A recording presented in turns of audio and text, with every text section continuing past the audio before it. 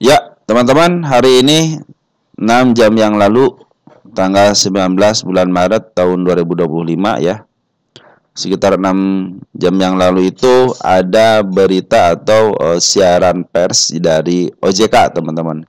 Dengan judul seperti ini, teman-teman ya. Siaran pers ya. OJK terbitkan kebijakan buyback saham dalam kondisi pasar yang berfluktuasi secara signifikan. Nah, teman-teman, kalau teman-teman baca, silahkan dibaca, teman-teman. Intinya seperti ini ya. Jadi, oh, ya di sini ya. Jakarta 19 Maret ya, Otoritas Jasa Keuangan menerbitkan kebijakan pelaksanaan pembelian kembali saham yang dikeluarkan oleh perusahaan terbuka dalam kondisi pasar yang berfluktuasi secara signifikan atau buyback saham tanpa melalui rapat umum pemegang saham. Nah, ya intinya di sini doang, teman-teman. Sebenarnya intinya di sini, dan terus teman-teman silahkan bisa baca-baca ke bawah, dan satu lagi di sini nih. Intinya di sini. Inara mengatakan kebijakan ini diharapkan dapat meningkatkan kepercayaan di pasar dan bisa mengurangi tekanan serta merupakan tindak lanjut dari pertemuan dengan para pemangku kepentingan di pasar modal yang diselenggarakan 3 Maret 2025. Apa itu pertemuannya? Nah, tahu di sini nih ya. Pertemuan tanggal 3 Maret itu ada di sini, teman-teman. Nah, ini nih. Ini 3 Maretnya, 3 Maret ya. Dari CNBC, para konglomerat sepakat minta mekanisme buyback saham tanpa RUPS. Nah, sudah terkuak sudah kan berarti, teman-teman ya.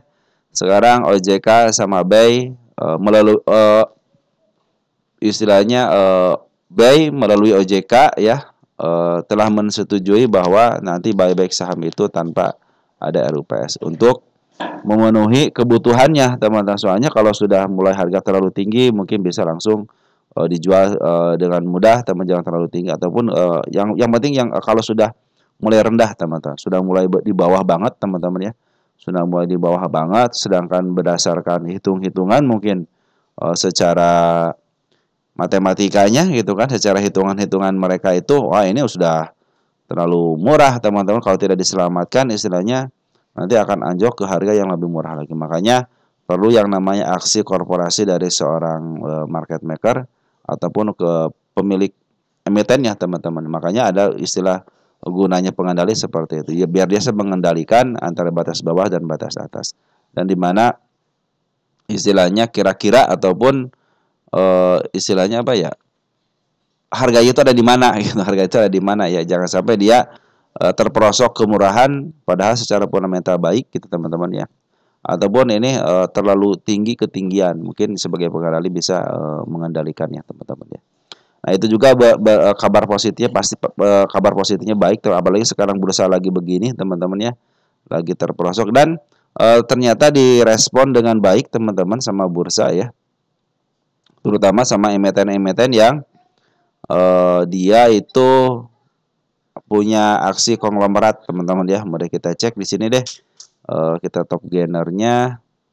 Ada beberapa emiten model ini kan, ada beberapa emiten kan milik konglomeratnya, teman-teman, kayak Wavo, terus DCII itu milik konglomerat juga, buat juga milik konglomerat, terus apa lagi? Foru ya, milik konglomerat, PTRO juga Mr. PP gitu ya. Cuan, teman-teman, sudah mulai up, artinya Toba juga sudah mulai di upbrand juga sudah mulai 4%. Nah, begitu teman-teman. Jadi ini ternyata responnya baik ketika jam 6 jam yang lalu keluarkan berita ini, brand juga mengalami kenaikan walaupun 4%, tapi itu yang namanya kenaikan tetaplah kenaikan, teman-teman. Dan si IHSG juga, coba lihat IHSG kita untuk hari ini hijau. Ya, hijau juga, teman-teman. Ya, mudah-mudahan sih ini pada dalam fase downtrend juga, teman-teman. Tapi kalau sekarang dia sudah mulai istilahnya didorong dari bawah, teman. Kita kan belum tahu nih untuk pengeluarannya, teman-teman ya.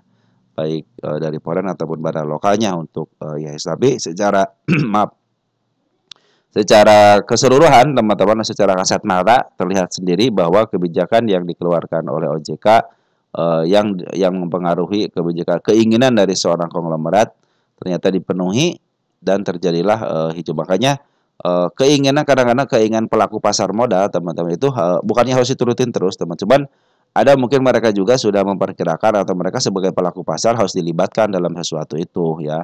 Jangan sampai seenaknya membuat peraturan dalih-dalih melindungi retail itu nggak usah dilindungi, teman-teman ya.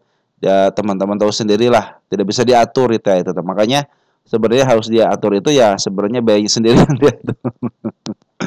Ya. Kalau para pelaku pasar mereka juga tahu teman-teman model. Mungkin sekarang pada retail juga sudah tahu kalau dia sudah kemahalan, sudah ke apa namanya, udah kemurahan ataupun di pom-pom, nah juga akan dengan sendirinya akan sadar ya.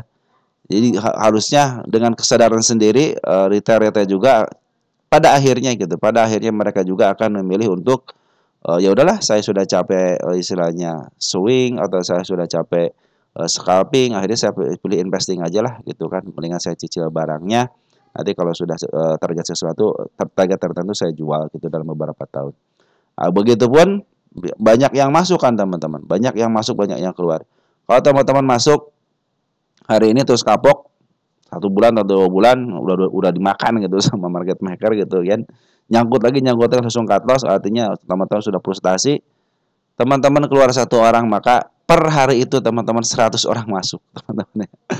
Ada yang 1.000 keluar, sejuta istilahnya yang orang masuk. Apa istilahnya buktinya? Perhatikan teman-teman ketika saya bikin video emiten-emiten yang sudah mulai di apa namanya, model WP gitu kan. WP itu kan sebenarnya saya sudah berhenti untuk melakukan pembahasan. Tetapi ternyata banyak yang nyangkut di WP secara harga kenaikan seperti ini. Padahal sudah saya bilang ini sudah ketinggian, yang dari bawah itu silahkan. Ataupun saham apa lagi itu banyak yang model apa SCMA ya. SMA itu ya walaupun sahamnya tidak terlalu tinggi teman-teman. Tapi saya bilang udah selesai pengawalan, silahkan. Ternyata kan banyak yang nyangkut juga di atas. Nah seperti teman-teman, jadi buktinya sudah nyata teman-teman. Dengan mungkin karena channel saya sedikit mungkin ya penontonnya sedikit, jadi mungkin banyak yang baru juga gitu kan. Akhirnya ya banyak yang beli di atas gitu. Padahal saya bilang ini sudah mulai di atas gitu kan, ataupun saham banyak emiten-emiten yang sudah istilahnya sudah mencapai harga tertingginya gitu teman-teman ya. Tapi masih aja dibeli teman-teman ya. Yang udah tercapai ya, data sudah tercapai, sekarang sudah mulai diturunkan teman-teman ya. Nah, seperti itu teman-teman ya. Mudah-mudahan dengan berita yang sekarang ini teman-teman, karena ini keinginan dari seorang kata si apa namanya, kata OJK sih para pelaku pasar modal, artinya betul ya bahwa waktu tanggal 3 Maret itu adalah ada keinginan dari seorang konglomerat yang sudah bergabung gitu kan, pingin si BI ini atau si OJK ini melalui OJK itu untuk melonggarkan aturan tentang buyback saham. Jadi ketika buyback saham, ketika seperti ini nggak usah RUPS lagi gitu teman-teman ya, hanya kebijakan dari seorang market makernya aja atau pemilik emitennya aja yang melakukan langsung buyback, nanti mungkin dilaporkan. Mungkin harus seperti itu aja gitu kan. Beda dengan RUPS dulu, rapat dulu, ngumpulin orang dulu, ngingetin tangga dulu gitu kan. Kalau langsung tanpa RUPS, berat bisa terselamatkan dengan baik. Jadi si IHSG juga tidak terlalu turun terlalu tajam, harus nunggu dulu RUPS gitu. RUPS tunggu lagi. Artinya ada jeda beberapa waktu teman-teman, harus bikin pengumuman siaran pers dulu akan melakukan RUPS, membuat undangan dulu. Pokoknya ribet teman-teman. Tapi dengan memotong Kompas untuk langsung bisa membeli buyback emitennya, cenderung itu akan bisa minimal memperlambat penurunannya ataupun bahkan lebih baik lagi teman-teman ya. Asalkan buybacknya itu dikasih tahu aja ke bursa teman-teman, kan kita juga akan membacanya teman-teman ya. Sebagai kita kan kita hanya mentahannya aja gitu kan teman-teman ya. Mereka sudah pada duluan ya, kita sebagai retail ya otomatis hanya tahu dari berita aja. Nah, mungkin seperti itu teman-teman ya, mudah-mudahan dengan mekanisme yang baru ini buybacknya tanpa untuk RUPS itu berdampak baik teman-teman ya bagi kelangsungan ya kita. Mungkin seperti itu teman-teman ya yang bisa saya sampaikan teruntuk berita kali ini, mudah-mudahan bermanfaat, membawa manfaat. Apabila ada kekurangan teman-teman silakan ditulis di kolom komentar ya. Sekian dan terima kasih dari saya dan ciao.